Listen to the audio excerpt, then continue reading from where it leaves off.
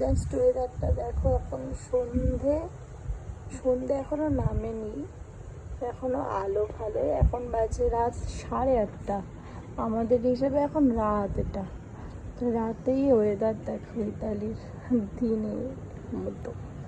তো কত চাতক পাখি, আমাদের ইন্ডিয়াতে জানা পাখি আমি এখানে এসে তার থেকে দ্বিগুণ পাখি দেখতে পাই। বিদেশে কি নেই, চড়াই পাখি পর্যন্তই আমি দেখি, চড়াই পাখি কাক দেখেছি, কোনো কিছু বাদ নেই এখানে এসে দেখার মতো। ভাবতাম হয়তো আমরাই সব থেকে ভালো আছি, আমরাই হয়তো ভালো পরিবেশে থাকি, কিন্তু ভুল। এখানে না আছে দূষণ, না আছে যানজট, সব কিছু একদম আলাদা। আর যদি বলে থাকো আমরা ফ্রেশ সবজি খাই না, সব থেকে ফ্রেশ সবজি আর সার কম সবজি একমাত্র বিদেশেই বলতে আমি এখন যেখানে রয়েছি সেখানে পুরো। আর এখানের চিকেন মাটন এগুলো হয়তো স্টোর করা থাকে, কিন্তু এগুলো মেডিকেল হয়ে আসে।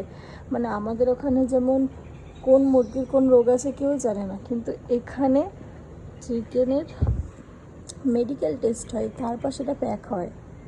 তো এইসব দিক থেকে অনেক ভালো আছি, অনেক।